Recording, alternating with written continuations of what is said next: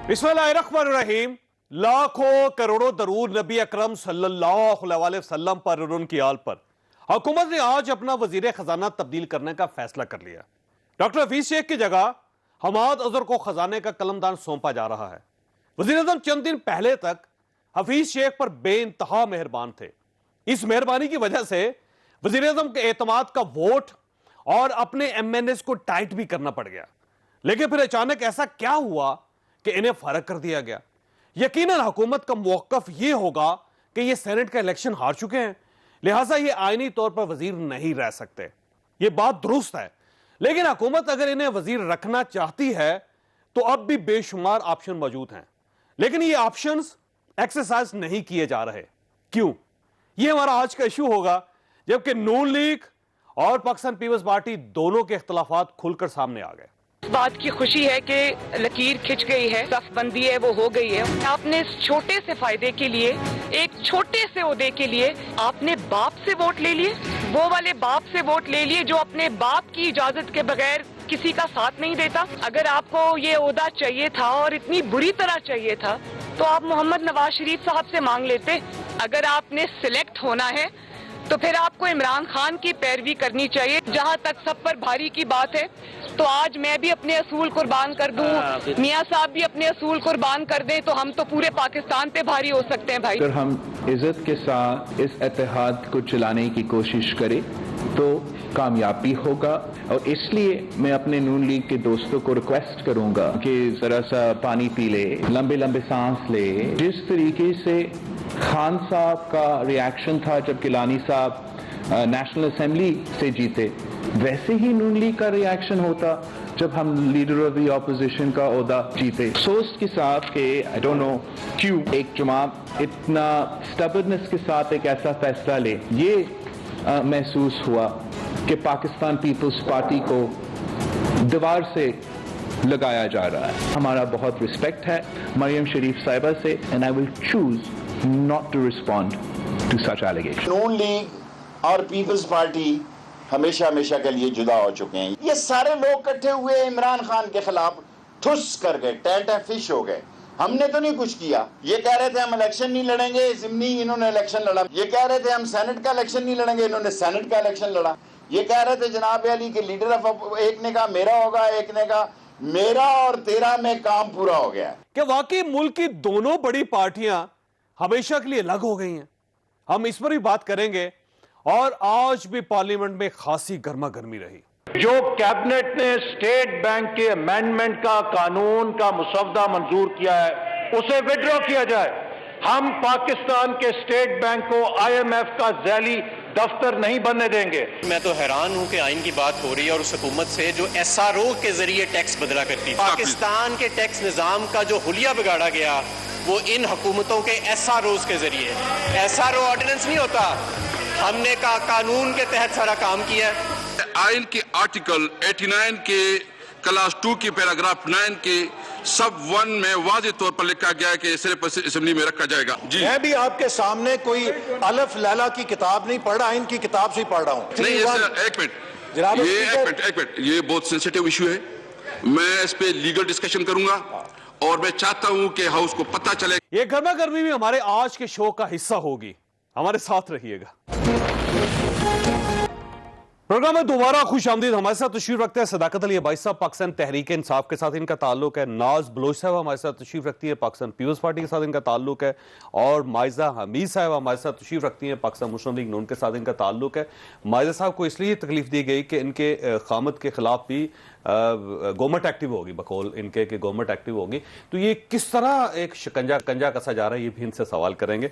अब ऐसा ये फरमाइएगा सर, ये वजारतें सारी तब्दील हो रही है, ठीक है, अच्छी बात है, आपका हक है गवर्नमेंट का, वज़ीर आज़म साहब का, कि जिसको चाहे वजीर बना दे। लेकिन ये जो सबसे ज्यादा सरप्राइज एलिमेंट है वो हफीज शेख साहब के लिए, यानी आज से 2-3 हफ्ते पहले आपने हफीज शेख साहब की को सपोर्ट करते हुए अपनी पार्टी और गवर्नमेंट को दांव पे लगा दिया था। लेकिन जो ही ये इशू चले सेटल हुआ तो अब आपने उन्हीं को फारिग कर दिया, वजह क्या इसकी? जो सब बहुत शुक्रिया।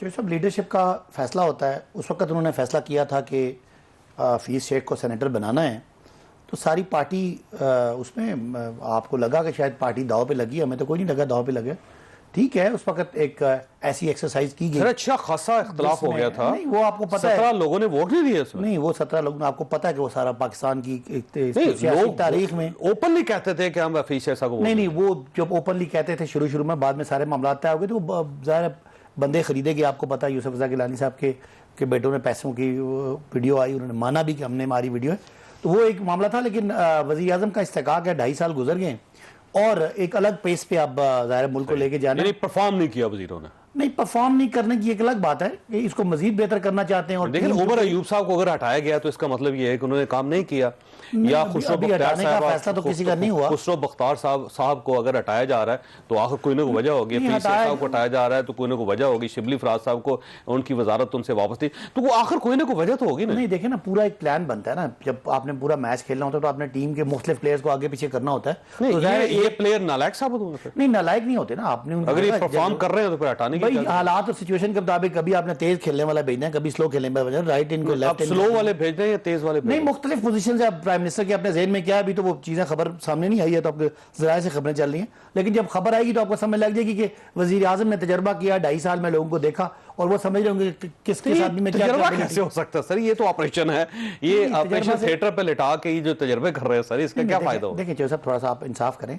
एक पॉलिटिकल पार्टी 22 साल जदोजहद के बाद गवर्नमेंट में आई है, वो ज़ाहिर अक्सर लोग नए हैं, वज़ीर आज़म से अंडरस्टैंडिंग है, वज़ीर आज़म कैबिनेट को चेयर करते हैं, तो उसके मुताबिक अपनी जो एक्सपीरियंस विद द कैबिनेट है, उस एक्सपीरियंस के हिसाब से अगर वो लोगों को आगे पीछे कर रहे हैं और किसी की परफॉर्मेंस अच्छी नहीं है, तो आप इस बात पे ये एक जुर्रत को अप्रिशिएट करें कि वज़ीर आज़म को किसी की परवाह नहीं है मुल्क के लिए। सर मसला ये है कि ये जो बेहतर है वो बगैर किसी खौफ और खतरे के अगर परफॉर्मेंस ठीक नहीं होगी तो पूरे मुल्क का बेड़ा गर्क हो जाएगा उसमें। मसला हफीज शेख साहब की अगर परफॉर्मेंस ठीक नहीं, तो आप महंगाई देख लें, मुल्क के अंदर जो चीनी का क्राइसिस देख लें, वो देख लें, आप आटे का क्राइसिस, आप जरा ऑप्टिमिस्टिक व्यू वज़ारत खजाना की वजह से आप शहरयार अफरीदी साहब को ले सर, आप इसका ऑप्टिमिस्टिक व्यू लेके और बेहतर। हाँ जी, शहरयार अफरीदी साहब कश्मीर अफेयर्स के वफाकी वजीर, ठीक है ना। कश्मीर पाकिस्तान का कोर इशू है, आपने उनको 2 साल रखा उस पर, और आज उनको हटा के एक नए आदमी को आप करेंगे ट्रेन के, वो कश्मीर इशू पे वो नई ट्रेनिंग ले, तो ये कहाँ का इंसाफ है। नहीं, कश्मीर के जो वजीर हैं वो अली अमीन गंडापुर हैं, ये कश्मीर कमेटी के चेयरमैन थे, और कमेटी चेयरमैन अगर उनको किसी और उनकी जगह कोई और बंदा आता है तो शायद कोई बेहतर, मैं बताना क्या वही बात है। पार्लिमानी जमहूरियत में आपके पास लिमिटेड एक पूल है जहां से आपने लोग लगाने, आप बाहर से बने तो ला नहीं सकते, उस लिमिटेड पूल में लोगों को आगे पीछे करना का इस्तेकाक है। आपने हमें वोट दिया है, आपने हमें, अब आप देखें कि खुसरो बख्तियार साहब से ओहदा वापस ले लिया जाएगा, वजारत इत्तलात को 2 हिस्सों में तकसीम करने का असूली फैसला कर लिया, आपने ब्रॉडकास्ट की वजारत एक नई क्रिएट कर ली, ये पहली एक चल नहीं रही थी, आप एक और आपने बना दी, तो इसका क्या बनेगा। और नए कुछ चेहरे वज़ारे आप डाल रहे हैं, उमर अयूब साहब से तवानाई की वजारत वापस, तो ये बेसिकली सवाल फिर वही है कि या तो इनकी परफॉर्मेंस अच्छी नहीं थी, अगर अच्छी नहीं थी तो आपका पहला फैसला गलत था, और अगर ये अच्छा परफॉर्म कर रहे थे तो आपने इनको हटा के ज्यादती की, तो इसका क्या मतलब। आपके सवाल में ही जवाब है कि अगर कारकर्दगी उसमें ठीक नहीं थी, इंफॉर्मेशन की, वज़ीर आज़म की सेटिस्फेक्शन के जितना हमने काम किया मुल्क के लिए वो पब्लिक तक नहीं पहुंच सका, और जो हमसे कमियां हुई या जो हम ठीक करते करते जो उसकी side effect on job training हो रही है, जो साइड इफेक्ट्स थे वो ज्यादा गए, तो उसको मजीद डिवाइड करके और बेहतर। देखें, लोगों ने इमरान खान को वोट दिया, इमरान खान ने आपको डिलीवर करके देना है, उनकी मर्जी है कि वो एक मिनिस्ट्री रखें या 2 रखें, एंड ऑफ द डे आपको। अच्छा माजिद साहब, 2 सवाल, एक तो ये है कि ये आपके खिलाफ घेरा क्यों तंग हो रहा है, और दूसरा ये दूसरा सवाल बड़ा अहम है कि गवर्नमेंट और वज़ीर आज़म का इस्तेहकाक होता है कि अगर वो अपनी टीम को आगे पीछे रीशफल करना चाहें तो उनका हक है, आप लोगों को क्यों एतराज़ है इस पर। बिस्मिल्लाहिर्रहमानिर्रहीम। पहले तो आपके प्रोग्राम के तवासुत से मैं कहना चाहूँगी कि कोविड बहुत तेज़ी से फैल रहा है, तो लोगों को एहतियात करनी चाहिए, आवाम को मास्क पहनने चाहिए, और घर से स्टेप आउट करने के लिए एक दो दफ़ा सोच लेना चाहिए, और अपने बुजुर्गों को वैक्सीनेट कराएं। हुकूमत जो है बहुत स्लो है वैक्सीनेशन में, तो इसलिए अपने आप को प्रोटेक्ट करें, बिकॉज हुकूमत पर रिलाई इतना नहीं किया जा सकता, और it's too little too late as far as the government is concern. दूसरा जो है, आज शब बारात है तो सबको उसकी भी मुबारकबाद। और अब आपने जो बात की कि जी ये जो कैबिनेट रीशफल की बात की जा रही है, देखिए मेरी बात सुने, आपने जो ऑपरेशन थिएटर की बात की, तो ऑपरेशन थिएटर पे तो अवाम के टेबल पे तो अवाम बैठी हुई है, मिनिस्टर तो उनको जो है ज़बह कर रहे हैं। अब जो आटा चोरी हो रही थी, चीनी चोरी हो रही थी, दवाइयाँ महंगी हो रही थी, ये सारा कुछ जो है अवाम के साथ जो है एक्सपेरिमेंट किया जा रहा था। अब मेरी इंफॉर्मेशन के मुताबिक जब हफीज शेख को हटाया गया तो इंफॉर्मेशन मिनिस्टर ने ये कोट किया कि जो है उनकी नाअहली की वजह से महंगाई ज्यादा होगी, महंगाई ज्यादा होगी और वो कंट्रोल नहीं हो रही उनसे। देखिए ना 2.5 years में आप आवाम का जो है उसको टीका लगा दिया, यानी आपने 1100-1200 अरब रुपए का नुकसान करके तो आप कह रहे हैं मदद चाहते हैं। और फिर जो है आप कहेंगे जी अब आप कहेंगे जी हम कैबिनेट रीशफल कर रहे हैं, तो वो मेरी बहन ने प्रोग्राम से पहले कहा था कलीमुल्लाह और सलीमुल्लाह वाली बात है कि आपने वो म्यूजिकल चेयर में वही मिनिस्टर जो है आगे पीछे कर दी है, तो उनकी अहलियत का क्या समझ आएगी? क्या उनकी अहलियत है? अहलियत कोई नहीं थी, इन्होंने पता नहीं क्या किस वजह से किया है।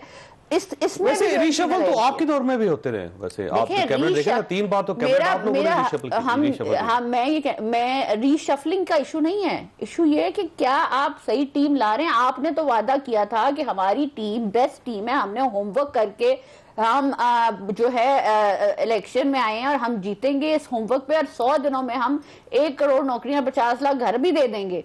तो आपकी जो टीम है वो अब कहां गई? हफीज शेख साहब नहीं कर सके ना तो उनको हटा दें। ये हफीज शेख साहब कर देंगे तो अच्छी बात।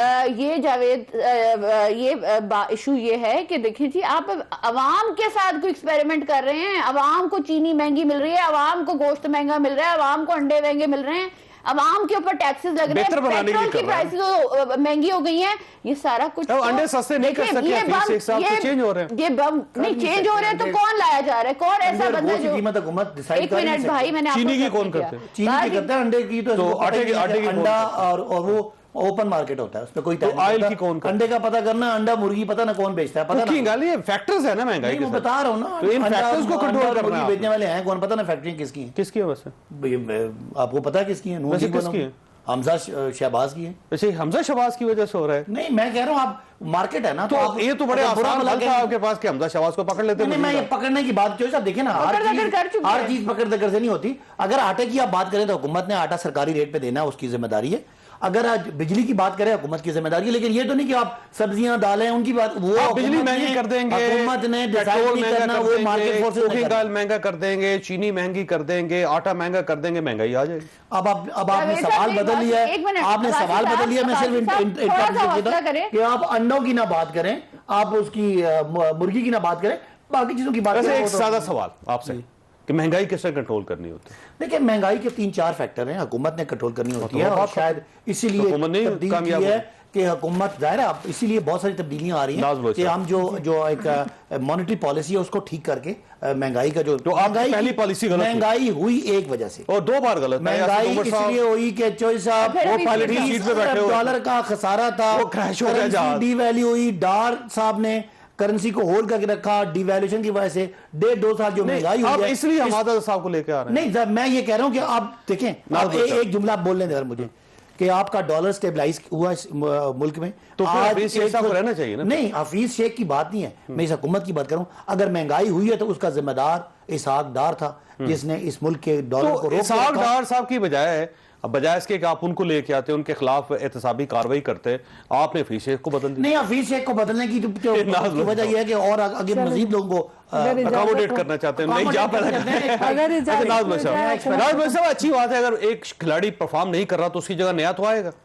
बिस्मिल्लाहिर्रहमानिर्रहीम। है तो पुराने खिलाड़ी, सॉरी जावेद चौधरी साहब, बात यह है कि 2.5 साल के बाद, वो कहते हैं ना बहुत देर कर दी मेहरबान आते आते, 2.5 साल के बाद जब महंगाई अपने उरूज को पहुंच गई और जब महंगाई की सुनामी ने अवाम को लपेटे में ऐसे लिया कि 2 वक्त की रोटी से लोग 1 वक्त की रोटी पे और 1 वक्त की रोटी से भूख की तरफ लोग आ गए और दवाओं की कीमतों में इजाफा हुआ, मिनिस्टर साहब को साइड पे बिठा दिया। इसी तरह बड़े आसानी से 2.5 साल की ऐसी खतरनाक और खौफनाक इंडिकेटर्स और इन्फ्लेशन के वो आदाद शुमार जिन्होंने अफगानिस्तान को हमसे बहुत अच्छा कर दिया है, यानी कि 30 साल से हालत जंग में अफगानिस्तान है, लेकिन वहां फिर भी रीजन में वहां पे इन्फ्लेशन हमसे जो है वो कम है, वहां पे गुर्बत हमसे कम है। यहाँ महंगाई और गुर्बत का ये आलम है कि 5.8 से -0.4 पे लेके चले गए जीडीपी को।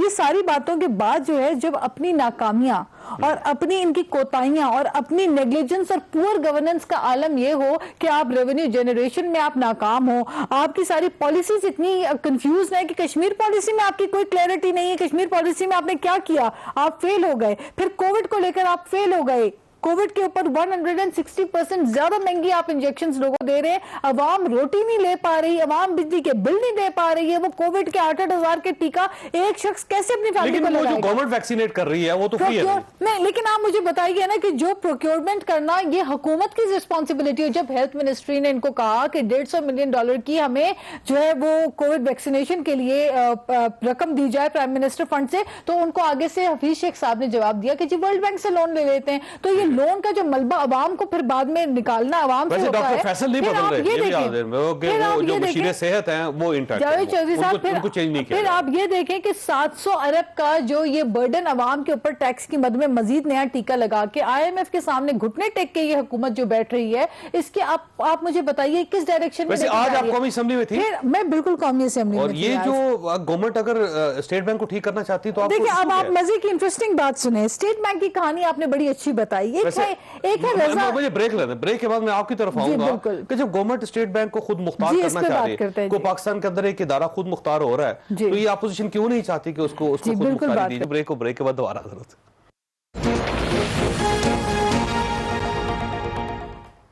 प्रोग्राम में दोबारा खुश आमदीद। नाज़ साहब देखिए, अगर स्टेट बैंक को खुद मुख्तारी दी जा रही है, बल्कि मजीद खुद मुख्तारी दी जा रही है ताकि वो किसी के सामने जवाब दे ना हो, खुद मुख्तार तो वो पहले से ही है, और अगर गवर्नमेंट ने कोई कर्जा लिया है स्टेट बैंक से तो स्टेट बैंक को गवर्नमेंट को कर्जा वापस करना पड़ेगा। तो ये बहुत अच्छी बात है कि एक इदारा मजीद खुद मुख्तार हो रहा है, तो आप रास्ते में रुकावटें क्यों खड़ी कर रहे हैं? देखिए, ये अवाम जो है ना, अवाम को भूखों मारने का प्लान है ये, क्योंकि बात यह है कि स्टेट बैंक के जो ये रजा बाकर साहब हैं इस वक्त, इनका अगर आप नियर पास्ट में जाके देखें तो जो इजिप्शियन पाउंड के साथ इन्होंने किया और जो डेप्रिसिएशन करेंसी की 5 टाइम्स डेप्रिसिएशन उसकी 5 फोल्ड्स हुई, और उसके बाद पूरी इकोनॉमी इजिप्ट की कोलैप्स करके और इतना बुरा हाल इजिप्ट का करके वो यहाँ पे आए हैं, और again on the dictations of IMF of total control और without any accountability, without any check and balance. मतलब कोई स्टेट बैंक के गवर्नर जो है वो किसी को जवाबदेही नहीं होगा, और फिर जो भी रकम आएगा उसको वो अपने हिसाब से, अगर पहले तो अपना पूरा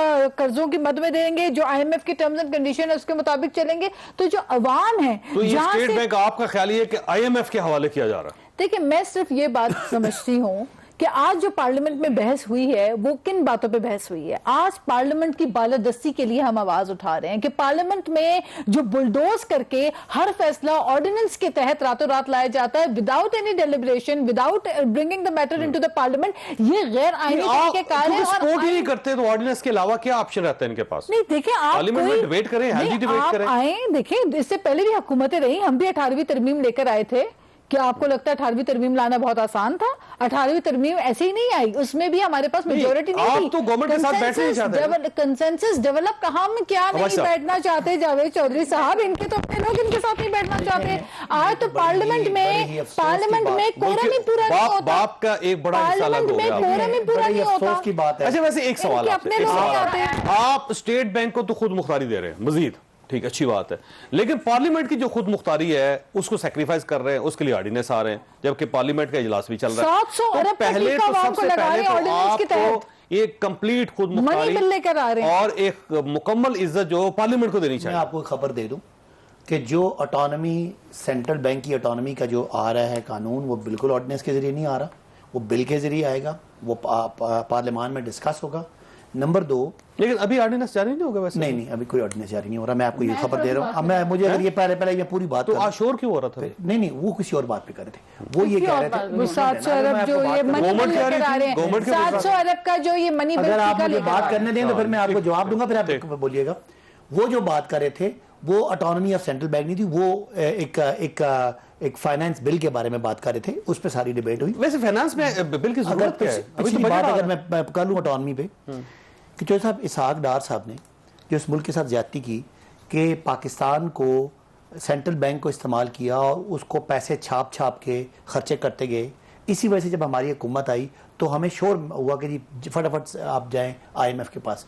तो ये हुकूमत तो बहुत बड़ा स्टेप ले रही है कि अपने आप से वो जो पैसे, एक तो 1.5 साल से इस हुकूमत ने कोई पैसा नहीं छापा और सेंट्रल बैंक से कोई उधार नहीं लिया।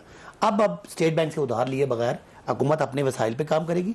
जो आपका ख्याल है कि पार्लियामान की, तो इसका मतलब ये है कि स्टेट बैंक पार्लियामान को जवाबदेह होगा जो आपका गवर्नर स्टेट बैंक है वो पार्लियामान को पूरे साल की रिपोर्ट पेश करेगा और वो तो हर approve साल करेगा। करता है वैसे ही नहीं, एक वो मिनट। पहले अब आप पहले स्टेट बैंक करता है। पहले वो मैंने कुछ facts तीन state करने महीने के बाद रिपोर्ट करते थे, अब वो पार्लियामान को जवाबदेह है।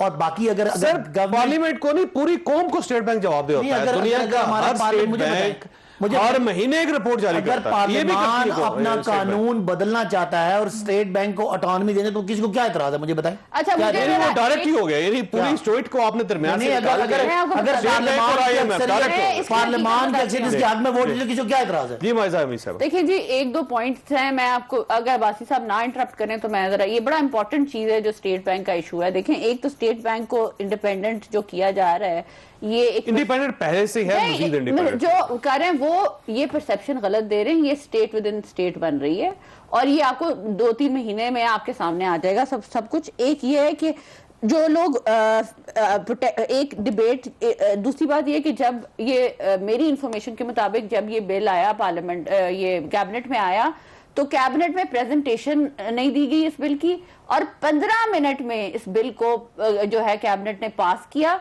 अब मुझे नहीं पता कि 15 मिनट में इतना बड़ा थद्दा जो है उसको जो है कैबिनेट बगैर पढ़े हुए जो है वो पास कर देती है और फाइनेंस सेक्रेटरी कहते हैं बाद में पढ़ लीजिए। अब सवाल ये है नहीं, अब मुझे सिर्फ एक गवर्नमेंट मिनट- को क्या फायदा होगा मैं बताती हूँ। दूसरी बात ये है कि देखिए इसमें जो है ना, मैं बताती हूँ, ये एक क्लॉज है 52A।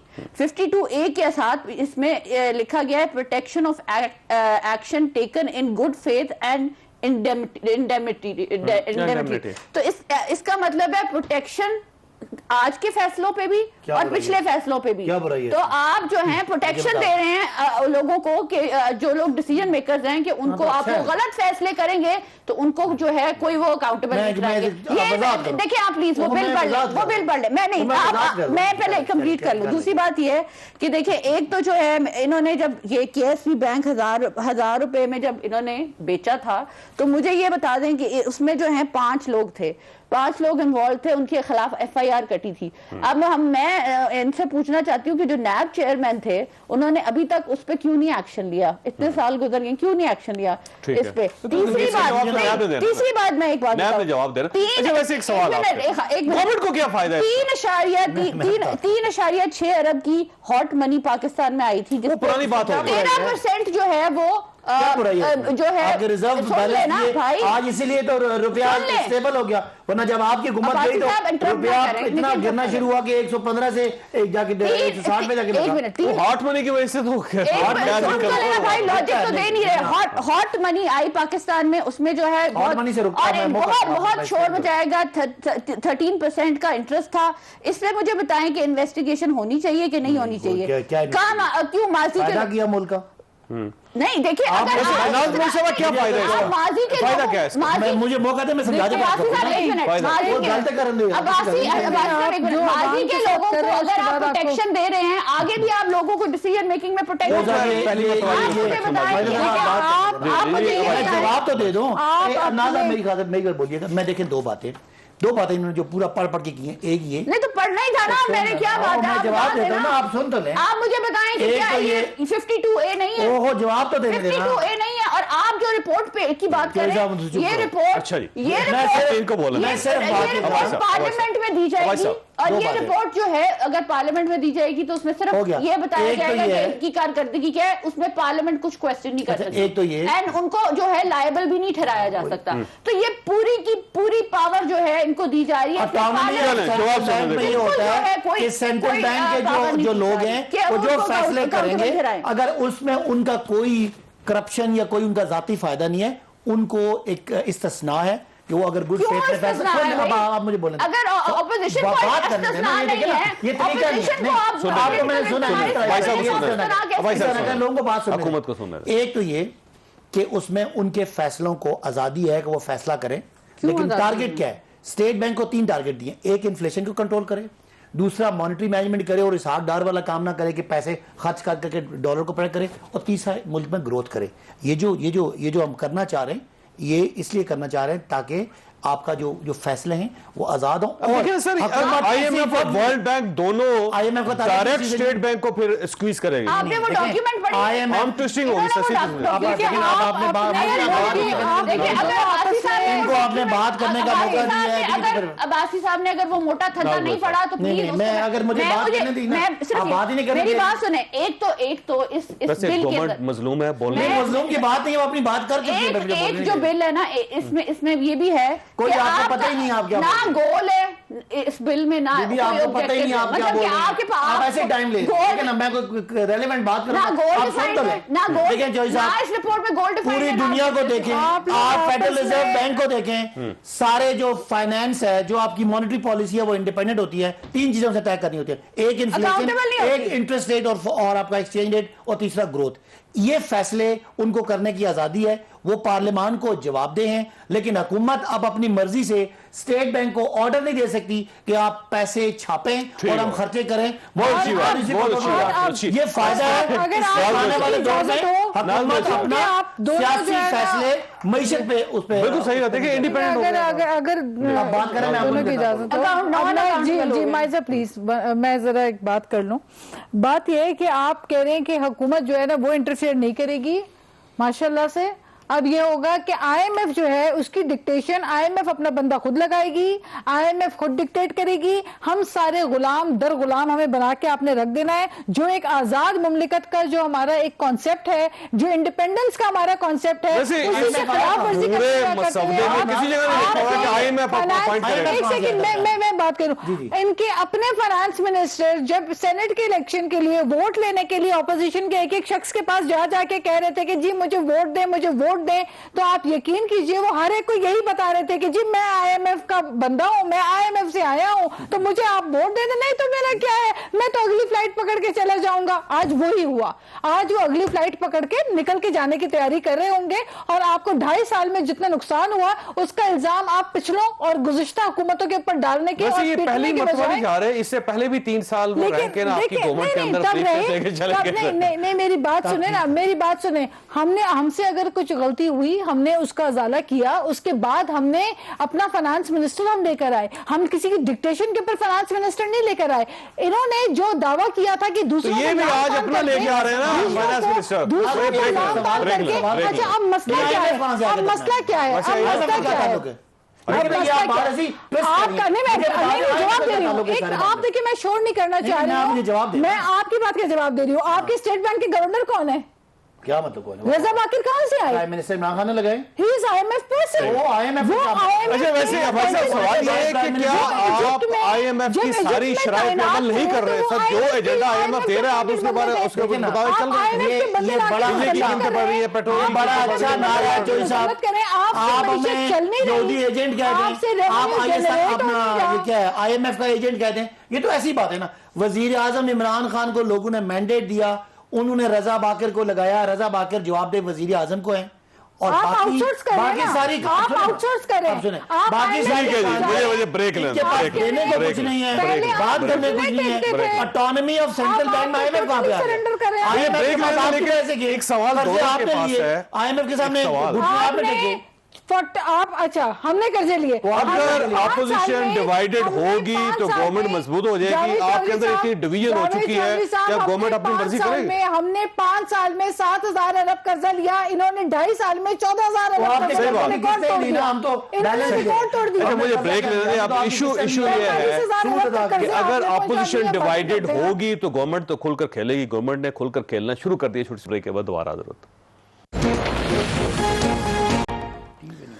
प्रोग्राम में दोबारा खुश आमदी। माजिद साहब ये फरमाइएगा कि ये जो पाकिस्तान पीपल्स पार्टी और गवर्नमेंट के साथ जो इनका एक रिलेशन सा डेवलप हो गया, अब तो मरीम साहब भी कहती हैं कि बाप के लोगों के वोट लेके वो अपोजिशन लीडर बन गई उसका गिलानी साहब। तो अब जब इस तरह डिवाइड हो जाएगी अपोजिशन तो उसका यही नतीजा निकलेगा कि गवर्नमेंट अपने फैसले खुद करेगी, फिर इंडिपेंडेंटली फैसले करेगी। तो ये क्यों आपने इस तरह कर लिया कि पाकिस्तान पीपल्स पार्टी को गवर्नमेंट अपने साथ मिला के ले गई? साहब बात यह है कि जो as far as PDM is concern वो तो अभी इंटैक्ट है और ऑपोजिशन को तो फिर ये बयान को और सुन लें दी गवर्नमेंट ये जमहूरियत में नोक झोंक होती रहती है, ये नोक झोंक नहीं है ये आप मरियम साहबा की बाप बाप बाप बाप की गुदाम सुना मुझे एलैबोरेट कर लेते हैं। बात यह है कि देखें अगर जो है यही ओहदा जो है अगर कंसेंसस से पीडीएम के प्लेटफॉर्म पर ले लिया जाता तो उसमें कोई हर्ज नहीं था। आप एक ओहदे को जो है शेख रशीद साहब ने कहा है कि अब ये खत्म हो गया इनका नहीं, मैं वो देखिए उनकी ख्वाहिश हो सकती है, निकल गए एक दूसरे उनकी ख्वाहिश हो सकती है, लेकिन देखें वो तो कब का कह रहे हैं, कब से जो है इमरान खान साहब जो है वो कोशिश कर रहे हैं इंतकामी कार्रवाइयों से कि पीएमएलएन टूट जाए, उसका हर पार्ट ऑलमोस्ट टूट तो गई है तो नहीं, ना पीएमएलएन टूटी ना पीपल्स पार्टी टूटी, सारे पीडीएम तो टूट गई ऑलमोस्ट। पीडीएम नहीं, पीडीएम जो है वो भी इंटैक्ट है इंशाल्लाह। मैं समझती हूँ कि जो है ये बयानबाजी जो है ये जमहूरियत में चलती रहती है।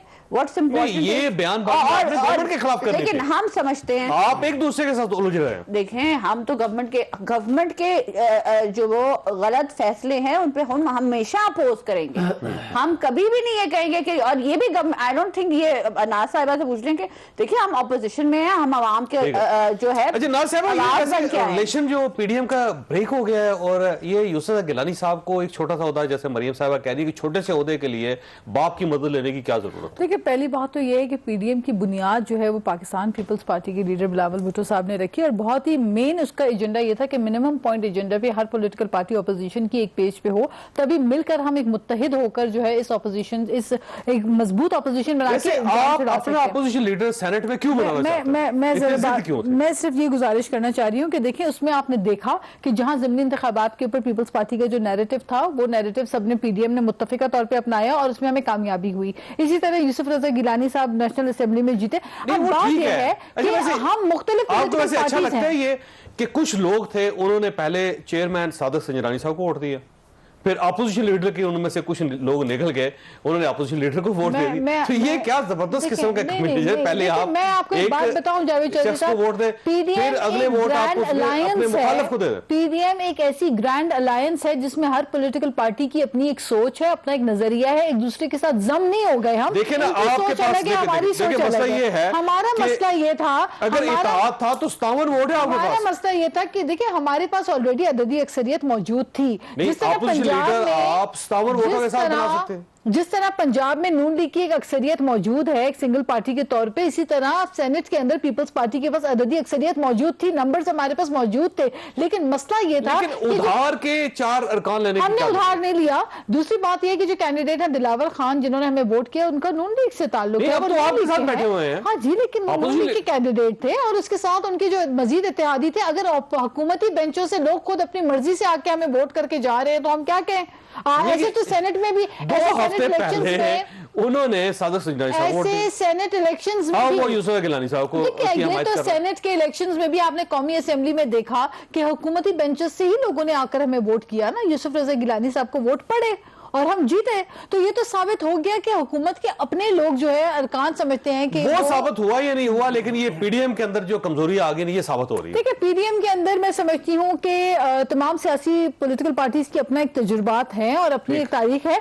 हमें सबको आपस में नहीं लड़ना चाहिए, हमें इस नाअहल हुकूमत के खिलाफ फाइट करनी है जिसने अवाम को महंगाई के बोझ में दबा दिया। हुकूमत के कुछ साथी आपके साथ और आज आपने देखा इसकी मिसाल आपने आज देखी, आज पार्लियामेंट के पीडीएम ने कहा था अदम एतमाद नहीं ला सके, कहा था देने की क्या जरूरत थी भाई साहब। इलेक्शन लड़ रहे हैं, इन्होंने कहा था सेनेट इलेक्शन नहीं होने देंगे, सेनेट इलेक्शन हो रहा है, इन्होंने कहा था इस्तीफे देंगे, इस्तीफे नहीं दिए, इन्होंने कहा था लॉन्ग मार्च करेंगे, नहीं हुआ, इन्होंने कहा था आर या पार करेंगे। मुझे पीडीएम की एक अचीवमेंट बता दें। मेरा ख्याल है कि मुस्लिम लीग नून को वैसे आप समझदार कमाल है सियासतदान को मुखालिफिन आगे चाहिए। मरियम अपने खिलाड़ी दे दिया पे आई हैं और उन्हें पूरी पार्टी का पूरे पीडीएम का बेड़ा गर्क कर दिया। वैसे दिलचस्प सूरत है सर कि एक मुखालिफ टीम है क्रिकेट खेल रही है तो आपने अपनी टीम के खिलाड़ी उनको दे दिए। कले जी आप पीडीएम पे ये सिलेक्टेड है ना करें पॉलिटिकल। ये आप मुझे बताएं, आप पाकिस्तान में एक बड़ा पॉलिटिकल थीसिस है कि अगर कोई खातून बगैर किसी तजर्बे के और बगैर किसी सियासी बैकग्राउंड की आती हैं, देखिए मेरी बात है अब्बासी साहब, उनका जो है